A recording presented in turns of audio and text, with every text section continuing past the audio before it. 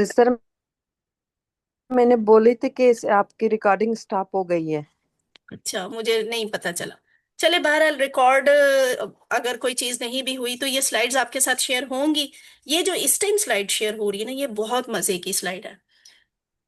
खुदा ना खास्ता अगर आपसे कुछ मिस भी हो गया है, क्लास डिस्कनेक्ट होने की वजह से भी डिस्टरबेंस हुई है, लेकिन ये स्लाइड आपको वो सारा कुछ ना एक वो क्या समंदर को कूजे में बंद कर दिया। नीचे समंदर नजर आ रहा है ना, ऊपर ये तीन टेबल नजर आ रहे हैं। आपने अभी मैम, क्लास में यही सीखा है, लहू का टेबल, मिनहू का टेबल, अनहू का टेबल।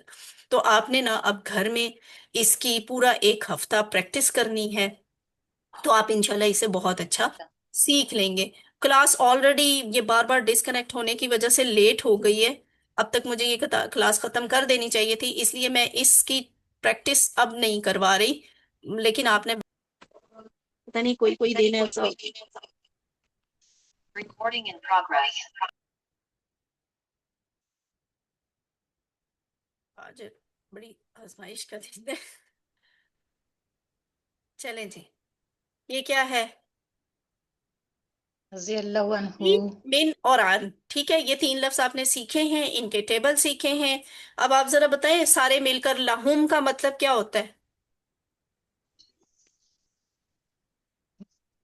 उन सब के लिए। उन सब के लिए। मिन्ना, हम सब के लिए। हम सब हम से। सब से।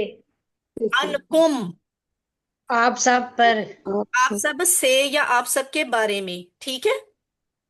आप सब से या आप सब के बारे में, देखे ना, रजी अल्लाह अनहु था ना, उससे राजी हुआ अल्लाह उससे। तो अनकुम और अनकुम आप सब से। आप सब से। नुक्ता तालीम आ गया।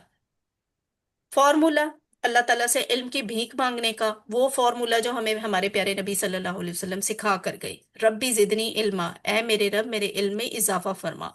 तो इस ये बस ये दुआ आपने पूरा इस पूरा वीक ना अल्लाह ताला से इल्म की भीख मांगनी है। रब्बी जिदनी इल्मा कह कह कर बार बार ये दुआ दिल की गहराइयों के साथ ये दुआ करें।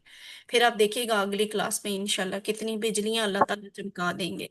अल्हम्दुलिल्लाह, आज की पांचवी क्लास खत्म हुई। आपने 57 लफ्ज सीखे हैं और कुरान में ये 19,000 से ज्यादा दफा आए हैं। आप जीरो से शुरू हुए थे और ये बैटरी 5,000 10,000 को क्रॉस कर गई है, 20,000 के करीब आ गई है, 19,000 तक पहुंच गई है।